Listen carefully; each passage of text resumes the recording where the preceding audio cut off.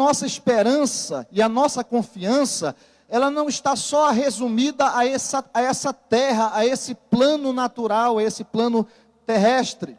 A nossa esperança, ela vai para além da eternidade. O apóstolo Paulo, escrevendo aos Coríntios, ele diz exatamente isso. 1 Coríntios capítulo 15, versículo 19. Se a nossa esperança em Cristo se limita apenas a esta vida, somos os mais infelizes de todos os homens.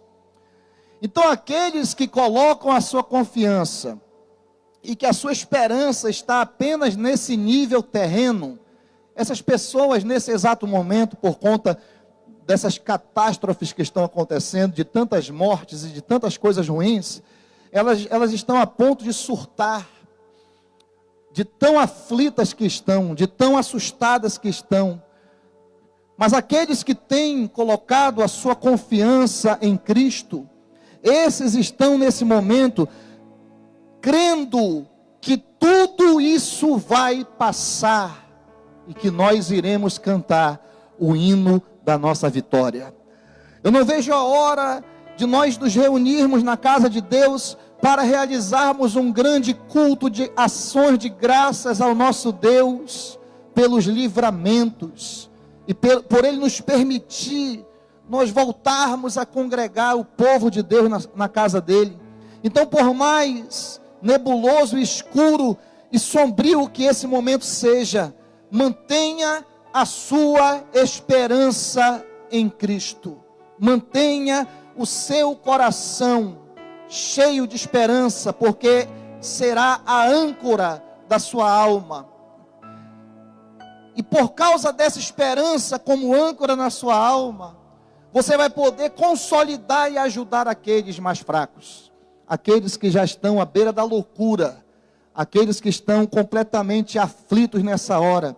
Então, mantenha a sua fé e a sua esperança em Cristo. Eu tenho estudado esses dias e lido bastante o livro chamado Lamentações, que foi escrito pelo profeta Jeremias. E é claro que para alguém escrever um livro com esse nome, ele estava presenciando muitas coisas tristes. Então ele escreveu um pequeno livro com apenas 5 capítulos,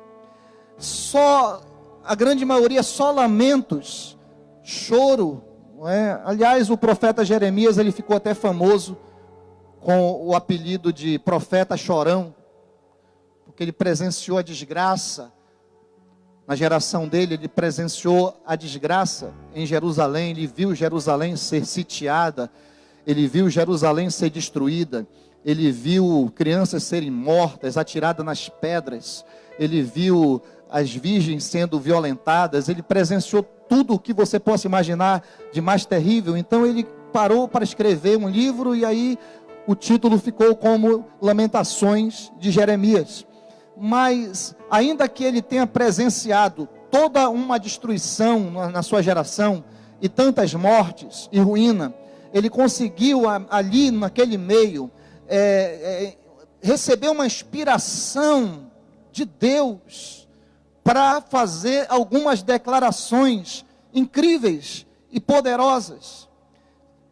Sendo que eu estou falando sobre esperança. Olha o que ele escreveu no capítulo 3 e no versículo 21. Quero trazer à memória o que pode me dar esperança. Chegou um dia que Jeremias, ele vendo todo aquele sofrimento na sua terra, tantas pessoas sofrendo e morrendo, e tanta notícia ruim chegando, ele tomou uma decisão. Eu não quero mais saber de notícia ruim. Eu não quero mais receber áudio de gente falando coisa ruim. Eu não quero mais receber vídeo no meu WhatsApp. Sabe o que Jeremias começou a fazer? Ele começou a bloquear um monte de gente negativa no Facebook dele. Ele começou a excluir um monte de gente negativa dos contatos de WhatsApp dele. E ele então decidiu se focar em uma única coisa: naquilo que poderia lhe dar esperança.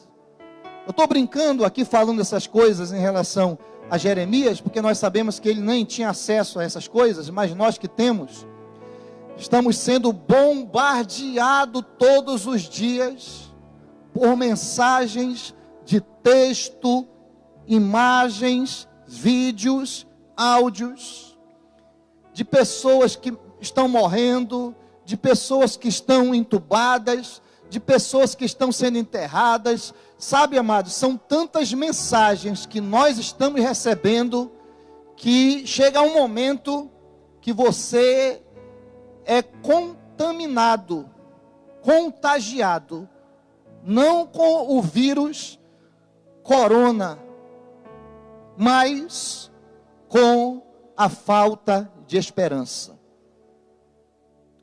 Você começa a receber tanta notícia ruim, e aí você vai ligar a TV, só a misericórdia de Deus. Você liga a TV, só Jesus na causa, mas sempre foi assim. Agora só está um pouco mais avançado o nível de notícias ruins. Tem tempos aí na mídia que falta escorrer sangue pelas bordas da TV. Se você pegar um jornal escrito, que pouca gente faz uso agora dessa ferramenta escrita, se você pegar um jornal impresso e você espremer, sangue escorre pelo jornal. Então estamos sendo bombardeados de notícias assim, porque a mídia, ela gosta de sensacionalismo, e uma parte bem grande da população gosta de ver desgraça. Inclusive muitos crentes. E aí você que me assiste, que é um cristão, e se for daqui da nossa igreja principalmente, ouça-me. O tempo que você está perdendo, ouvindo, recebendo e compartilhando notícias ruins, você deveria estar mergulhando na palavra de Deus e enchendo a tua alma daquilo que pode te dar esperança. Jeremias cansou de tanta notícia ruim e disse para ele mesmo: sabe o que eu vou fazer agora? Eu quero trazer à minha memória aquilo que me pode dar esperança. E aí ele, na sequência, a partir do versículo 22, ele começa a mudar um pouco o teor do livro que ele estava escrevendo, e ele já começa dizendo o seguinte, Lamentações 3, do 22 ao 26.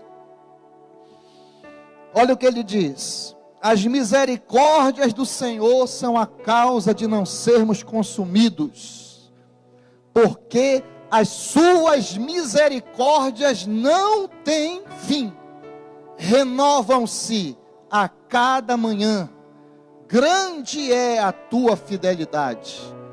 A minha porção é o Senhor, diz a minha alma, portanto, esperarei nele. Bom é o Senhor para os que esperam por ele, para a alma que o busca. Bom é aguardar a salvação do Senhor, e isso em silêncio. Quando ele começa a buscar algo que pode lhe dar esperança, a primeira coisa que ele lembra, que Deus é misericordioso. Segunda coisa que ele lembra, que Deus é fiel. Ele diz, grande é a tua fidelidade. Terceira coisa que ele lembra, que o Senhor é a porção da alma, da vida, a porção dele é o Senhor. E ele começa então a fazer declarações, usando a palavra na expressão daquilo que Deus representa para ele e que deve representar para mim e para você. Aí ele lembra que o Senhor é bom, mas é bom para quem? Para aqueles que esperam nele, por ele, que confiam nele, para aqueles que buscam a presença dele, para a alma que busca a presença dele. Eu vou repetir aqui, ó.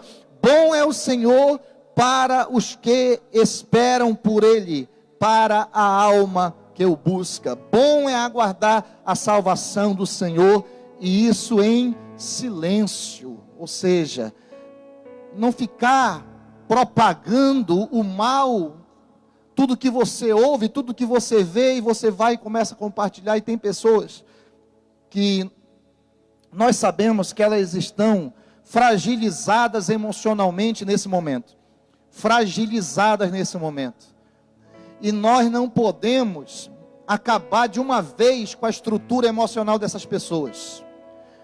Elas já estão fragilizadas, aí você não tem o que fazer, você pega e você manda um vídeo de um monte de gente morta dentro do hospital. Aquela pessoa que está fragilizada, ela já começa a se imaginar naquela situação ali, já começa a se imaginar morrendo, ela já começa a ter dificuldade para dormir, de se alimentar, e aí você acaba por ser um porta-voz daquilo que é maligno. E a igreja não foi estabelecida na terra para sermos porta-vozes daquilo que é ruim, daquilo que é mal. Como igreja nós temos que ser a boca de Deus na terra e liberar vida e profetizar vida. E é por essa razão que eu estou aqui nessa noite para dizer que Deus é vida e que Ele está derramando vida sobre a tua casa, sobre a tua família, sobre essa cidade, e aonde essa mensagem estiver chegando. Deus é Deus de vida, e Deus é Deus de vivos e não de mortos, e Ele vai derramar vida sobre a tua casa. Se você crê, se expresse em nome de Jesus e receba essa palavra. Bom é o Senhor para os que esperam por Ele, para a alma que o busca. Lembre-se daquilo que pode trazer esperança ao teu coração. Tudo isso que está acontecendo vai passar. Eu tenho comentado com a minha esposa, eu tenho falado para ela, a Helena, que é a nossa filha caçula, ela tem apenas 3 anos, e eu comento com a minha esposa, amor, a Helena, ela nem tem ideia do que está acontecendo nesse momento. Quando ela tiver mocinha, nós vamos contar para ela o que aconteceu em 2020. Daqui a alguns anos nós vamos contar para ela. Nós vamos falar para ela, minha filha, olha, quando você completou 3 anos... Algumas semanas depois, nós matriculamos você na escola, e você foi um dia na escola. No dia seguinte, fechou tudo. A gente vai contar para ela essa história. Fechou as escolas, comércio fechou, praticamente o mundo parou.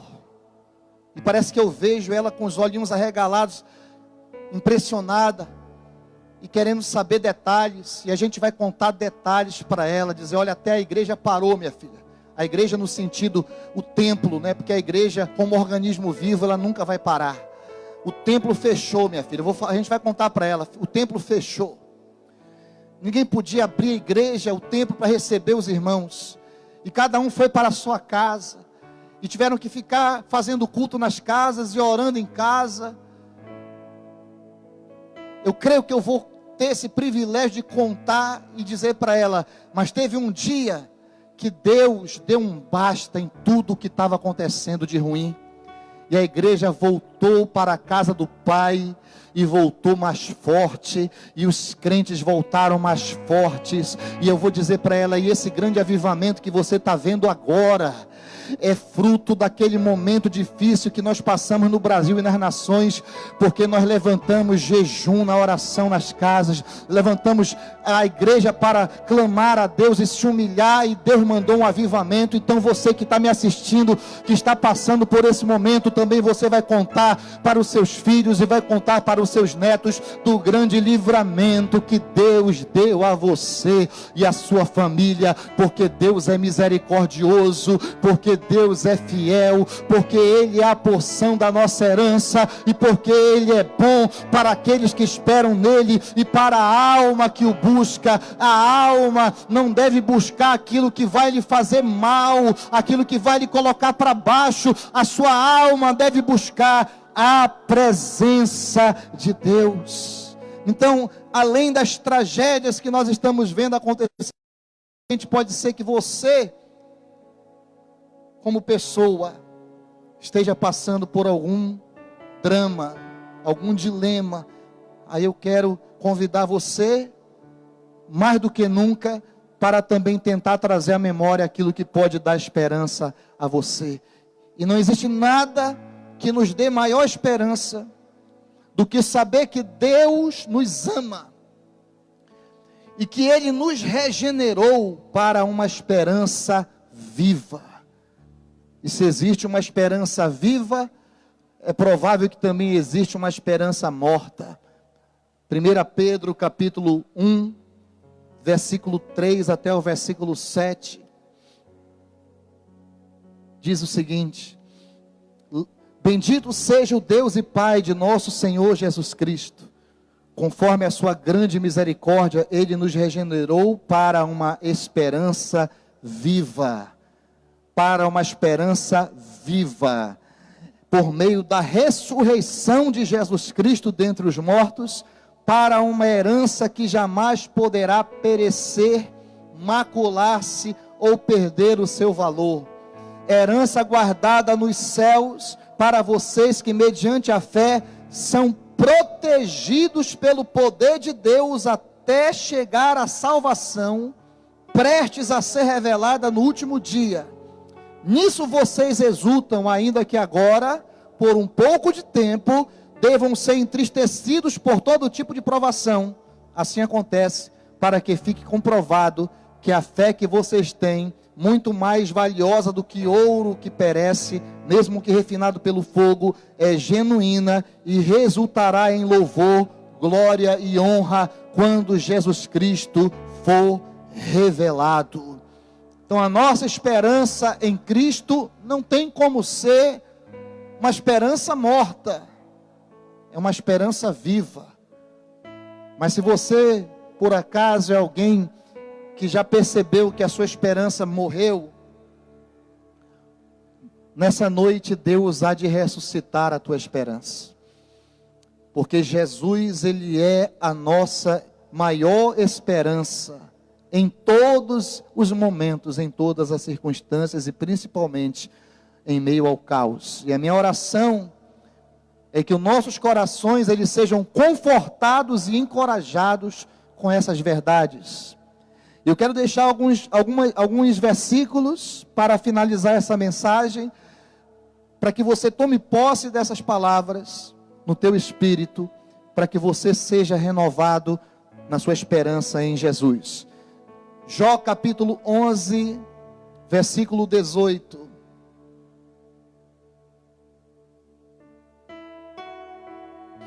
Diz a palavra: sentir-se-ás seguro, porque haverá esperança. Olharás em derredor e dormirás tranquilo. É essa palavra que você tem que impregnar a tua vida, a tua alma, o teu coração. É por meio dessas palavras. E olha que quem escreveu, não é Jó, sabe o que ele passou, né? São essas coisas que devem inundar a sua vida, tá? Se você está me assistindo e tem o meu contato, se você é meu amigo no Facebook, se você tem o meu contato de WhatsApp, seja o que for, eu vou pedir um favor para você. Não me mande notícia ruim, por favor. Porque se eu quiser assistir notícia ruim, eu ligo a Rede Globo. Não me mande notícias desse tipo. Me mande versículos bíblicos, eu vou devolver versículos bíblicos para você. Porque eu quero trazer à memória aquilo que pode me dar esperança. Sentir-se-ás seguro, porque haverá esperança. Olharás em derredor e dormirás tranquilo. Quero declarar sobre a tua vida que você vai dormir tranquilo, porque você vai colocar sua confiança no Senhor. E esse vírus maldito não vai atingir a tua casa em nome de Jesus, porque o sangue de Jesus está sobre a tua vida. Salmos 62, versículo 5, diz assim: somente em Deus, ó minha alma, espera silenciosa, porque dele vem a minha esperança.